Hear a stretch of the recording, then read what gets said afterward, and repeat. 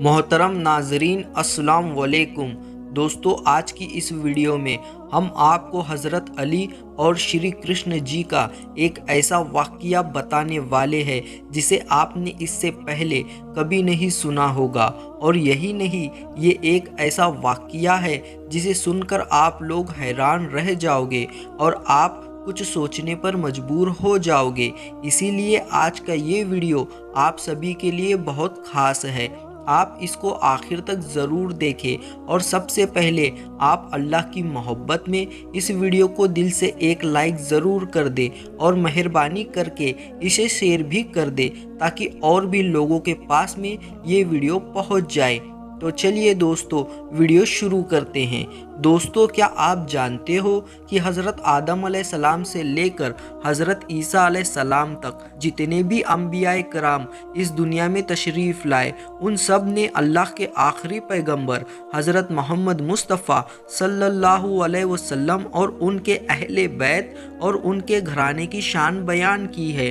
और यही नहीं, अल्लाह के आखिरी नबी हज़रत मोहम्मद मुस्तफ़ा सल्लल्लाहु अलैहि वसल्लम के तशरीफ़ लाने की पेशन गोई भी अपनी अपनी कौमों के सामने करते रहे। जिस रात इमामुल अंबिया जनाब मोहम्मद मुस्तफ़ा सल्लल्लाहु अलैहि वसल्लम इस दुनिया में तशरीफ़ लाए, उस रात की तमाम निशानियाँ यहूदियों के यहाँ पर मौजूद थी। यही वजह थी कि अल्लाह के प्यारे नबी हज़रत मोहम्मद मुस्तफ़ा सल्लल्लाहु अलैहि वसल्लम को दाई हलीमा के हवाले करके दूर दराज मुकाम पर भेज दिया गया था, ऐसी जगह पर जहाँ तक यहूदी नहीं पहुँच सकते थे, क्योंकि वो यहूदी ही थे जो आपकी दिन रात तलाश कर रहे थे। वो जान चुके थे कि आने वाला आ चुका है, जिसकी पेशन गोई हज़रत मूसा अलैहिस्सलाम ने की थी। इस तरह से हिंदुओं और ईसाइयों के यहाँ पर भी अल्लाह के आखिरी पैगंबर इमामुल अंबिया जनाब मोहम्मद मुस्तफ़ा सल्लल्लाहु अलैहि वसल्लम और आपके अहले बैत का तस्करा किताबों में मौजूद था। लेकिन आज इस्लाम के दुश्मनों ने अपनी अपनी किताबों में से वो चैप्टर ही गायब कर दिया है जिनमें अल्लाह के आखिरी पैगंबर हज़रत मोहम्मद मुस्तफ़ा सल्लल्लाहु अलैहि वसल्लम का तस्करा मौजूद था।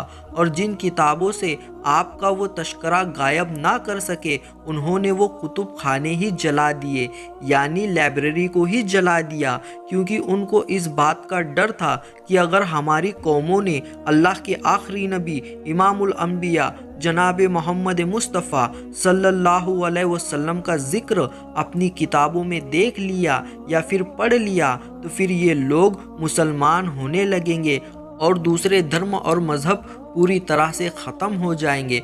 दोस्तों, क्या आप जानते हो कि इस वक्त दुनिया में जितने भी मज़हब मौजूद हैं, उनमें सबसे पुराना मज़हब हिंदुइज़्म है। और आप ये जानकर भी हैरान रह जाओगे कि एक जंग के दौरान हिंदुओं के भगवान श्री कृष्ण ने अपने ईश्वर से प्रार्थना की थी, यानी कि दुआ मांगी थी, और उस दुआ के दौरान उन्होंने किसी इलाह को 3 मरतबा मदद के लिए पुकारा था। अब क्या आप जानते हैं कि वो इलाह कौन है? श्री कृष्ण जी ने जंग के दौरान किसे मदद के लिए पुकारा था?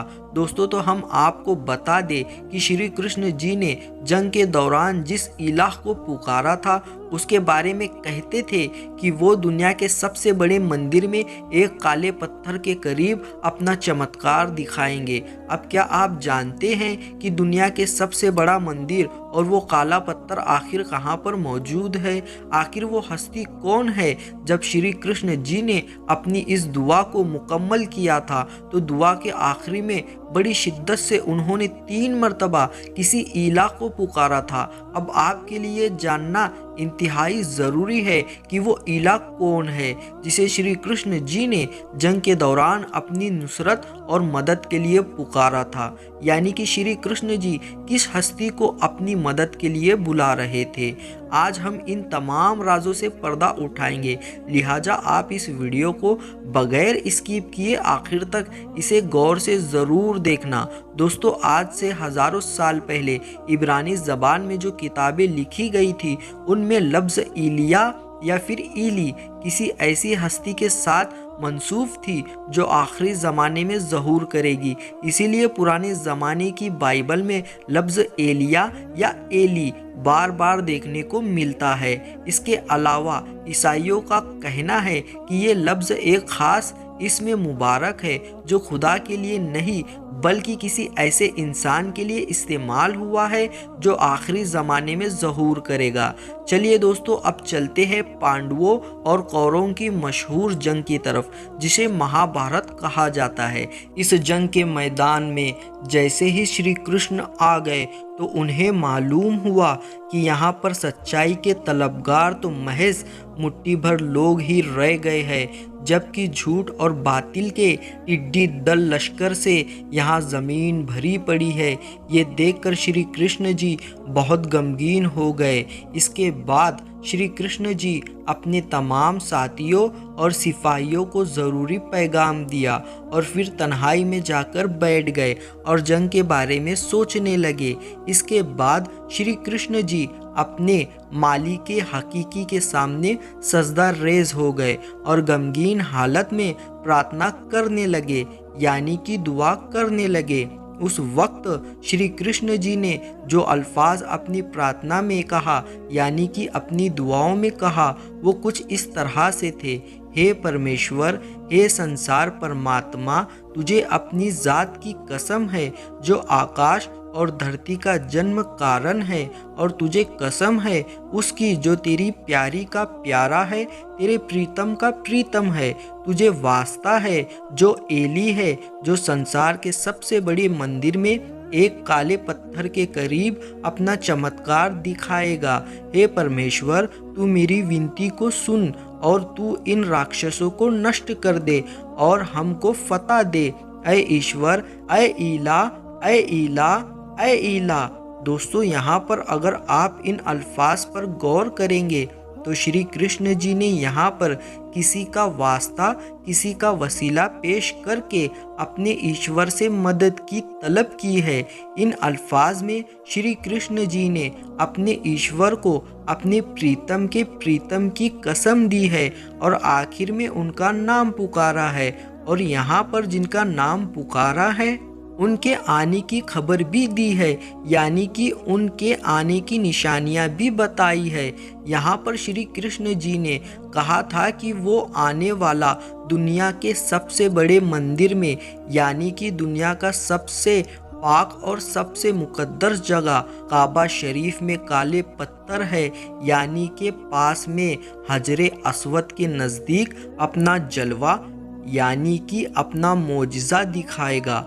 अब दोस्तों, यहाँ पर दुनिया के तमाम मुसलमान अच्छी तरह से जानते हैं कि वो पाक हस्ती हज़रत अली रदी अल्लाह ताला अन्हु है, क्योंकि आपने हजरे अस्वद के करीब खाने काबा की दीवार को तोड़ते हुए ज़हूर किया था, और उस दीवार के टूटने के निशानात आज भी वहाँ पर मौजूद है। अब जहाँ तक लफ्ज़ इलाह की बात है तो प्राचीन समय की पुरानी ज़बान में, संस्कृत ज़ुबान में अल्फाज इला का मतलब होता है बड़े ही ऊंचे दर्जे वाला, यानी कि बुलंद मर्तबे वाला। जिस तरह से अरबी ज़बान में आला, आली, अली या फिर ताला लिखते हैं, उसी तरीके से संस्कृत ज़बान में इला लिखते हैं। और यही नहीं, मुख्तलिफ ज़बानों में इस तरह के अल्फाज आज भी मौजूद है। हिंदुओं के पढ़े लिखे पंडित भी अक्सर इस बात को मानते हैं कि श्री कृष्ण जी ने जंग के दौरान जिस इला को मदद के लिए पुकारा था वो ज़ात अक़दस हज़रत अली रदी अल्लाह ताला अन्हु है। इसीलिए उन्होंने आपके नाम मुबारक को याद बार बार किया है। दोस्तों, अल्लाह के प्यारे नबी हज़रत मोहम्मद मुस्तफ़ा सल्लल्लाहु अलैहि वसल्लम ने फरमाया है कि अली और मैं एक ही नूर के दो हिस्से हैं। हज़रत अली रदी अल्लाह ताला अन्हु की बहादुरी की मिसाल ऐसी है कि हज़रत अली जंग के दौरान जब यहूदियों के किले के पास पहुँचे तो उस वक्त आपने देखा कि उस किले का जो मेन दरवाज़ा है वो बंद है, और वो दरवाज़ा इतना ज़्यादा भारी भरकम था कि उसे 70 लोग मिलकर बंद करते थे। जब हज़रत अली एक हाथ में अपनी तलवार यानी जुल्फ़िकार को चलाना शुरू रखा और एक हाथ से उस दरवाजे को हिलाया और उखाड़ दिया।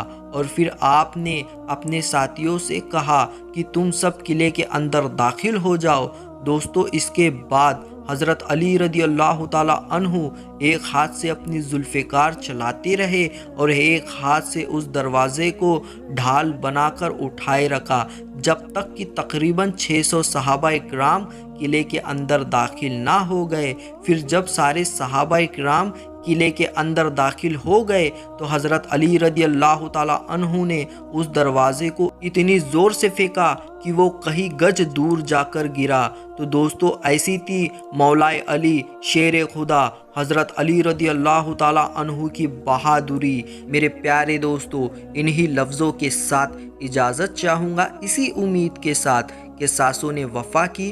तो अगली बार एक और वीडियो लेकर आपकी खिदमत में हाजिर होंगे। तब तक के लिए अस्सलाम वालेकुम, अल्लाह हाफिज़।